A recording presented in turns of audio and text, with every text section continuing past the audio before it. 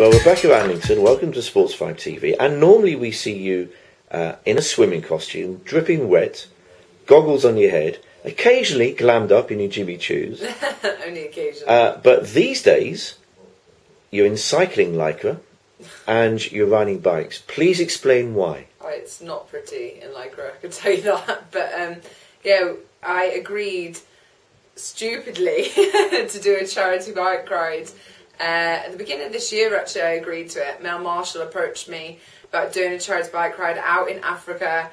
I just jumped straight away. I was like, yes. I was like, a new challenge. It's a charity. I really wanted to kind of have the opportunity to do more charity work, to give back a little bit more after the games, because we've all been in so focused mode and not been able to do anything for so long. And for me, I've never been able to go skiing or anything that's adventurous. I'm not allowed to do, like quad biking or anything that's slightly remotely going to injure me. I'm not allowed to do. So it was great that kind of Mel came along with this challenge that I knew I'd find tough. I knew was going to be completely different, out my comfort zone. But I was like, yes, I'll do it. It's for charity. I'll do it. And then the training, because we were so heavy for the Olympics, I've only actually had about probably 5 weeks. Well, I will have in total 5-6 weeks before we go out to Africa worth of training. And my God, the first few times I went on the bike, I was like, why did I sign up to this? I was so nervous. I was paranoid the whole way around. I kept falling off. I was crying. I was just like blood, sweat and tears literally from everything. But I am getting better. I have got more confident.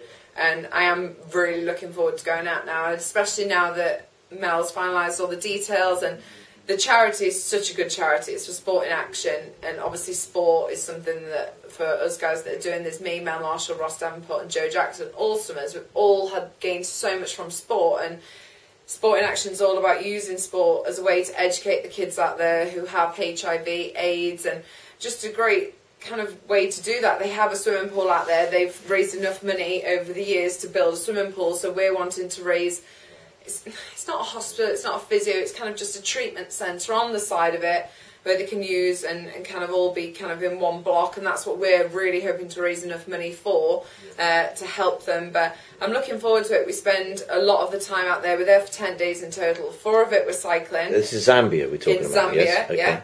It's 280 miles in total over 4 days that we're cycling. So it's been, what is it now, 5-6 weeks since the Olympics finished? Certainly 6 weeks for you because the swimming finished earlier. A little bit earlier. Yeah. Now, I'm in the company of the greatest British Olympic swimmer of all time.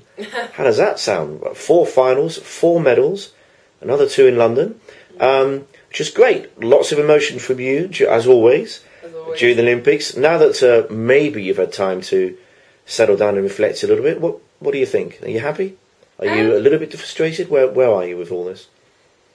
It's one of those, I've literally not had time to think about everyone. It's unbelievable how busy we've all been. It's been actually incredible that when we all come together, like when we all came together for the parades, just hearing how everyone was reflecting on it, I got a chance to sit down with Ellie Simmons and talk about her experiences, and with everyone we kind of looked back, and it was one of those things that happened so fast. It went ridiculously fast. Like, 7 years coming and then bang, it's gone. Bang! It was over so quick, and it was one of those things for me. I knew I was never going to go there and get 2 golds. I knew that. I knew that was kind of, it doesn't happen. Like, yes, in our sport we have Michael Phelps. He's brilliant. We all love him. Well done. But no one else is Michael Phelps. No one. And everyone thinks that other swimmers are Michael Phelps, which is just not the case. He is an exception. He is gifted. He is above everyone else. And that's just how it is. But the rest of us aren't like that. Nobody... I don't think, did anyone in the pool defend their title? Rebecca Stoney, maybe? A couple of people I think might have defended, but very, very few. There must have been a handful of people that only defended their titles, and it's what happens, and especially Olympic year. Everyone kept talking about the younger girls and how incredible they were as part of swimming. It's nothing new, it's nothing whatever, it was just how it's always been. I was 19, I was the underdog to a lot of people in Beijing, and I went out and did what I did. It's a young sport, and everyone says to me when I say, oh, I'm getting on a bit now, well, you're only 23, Michael Phelps is 27. I'm like, yeah, but for girls, For distance swimmers, it's lower and lower. If you do distance, that knocks 4 years off anyway, let alone if you're a boy, a man or a female. And then if you're a female, we peak a lot earlier. It's a very young person's sport. It's similar to gymnastics in that way. The younger, more fresh you are. Everyone kind of knows what goes into swimming, the 10 sessions, the hard work. It's so hard, and everyone's working at that level that we are giving 110%. That the only thing that varies now is how quick someone can recover, or how much energy someone's got to the next person. And obviously when you're younger, you have more energy, you're more ready to go. And it was just one of those things. And for the 400, I, honest to God, got out of the race and I was in tears. I was like, not full on blubbering, but I had tears strolling down because I just looked at Bill and I was like, I'm not going to get in this final. And it was quite a difficult thing after that heat, thinking, for that 5 minutes, thinking, I've not made an Olympic final, and that was so scary. It was kind of one of those things that happens to a lot of people, but for me, my goal was to just make the final, so that if I hadn't reached that goal, it would have been very, very, very disappointing for me. And then luckily scraped in lane 1, and I was like, thank God, or in lane 8, whatever it was, 1 or 8, I can't remember, but I was so relieved. I had nothing to lose in that final. It was just one of those, I had to just go out, give it my all. I did that. I gave it 110%. Managed to put my head down the last 10 metres and just managed to scrape that bronze medal, and was unbelievable. I knew there was girls in the middle that were way ahead, but I couldn't see how many. And I was like, oh my God, where have I come? And then I looked up and it was an amazing thing to know that I was on the podium again. Especially, I was on the podium again in my home country with a home crowd. Was just absolutely amazing. The crowd was just brilliant the whole week for everyone, no matter for the heats, for the finals, whether people made it through to finals, no matter what place they were, the crowd were absolutely incredible. You are, statistically, medals-wise, the greatest British Olympic swimmer of all time. Rebecca Adlington, aged 23. That is, yeah.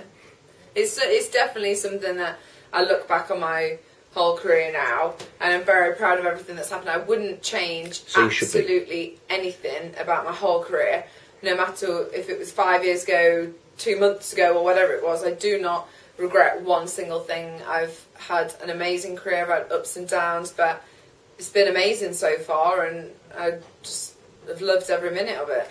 Now, before you go, remind us, anybody who wants to follow you in Zambia, yes, or indeed donate, yes, what do we do?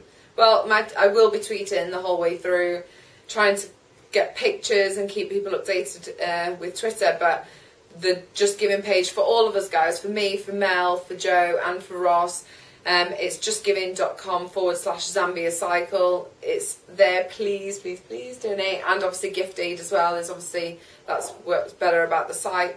But people can follow us all on Twitter. We'll all be tweeting as much as possible, following our progress. Hopefully I won't be tweeting photos of me falling over and bruised, but hopefully it's or running away from snakes. Yeah, oh God, no, please don't say that. And if we see you walking around rather strangely for a few weeks That's in why. Nottingham, yes, we'll know why. Yes, if you see me walking funny, it's because I've been on a bike ride All right, and Becky, done 280 miles. Well, that'd be very good. Listen, have a great time. Thank you. Raise lots of money. Hope so, hopefully. And hopefully we'll see you soon. Thank you. In one piece. In one piece. All right, thank you.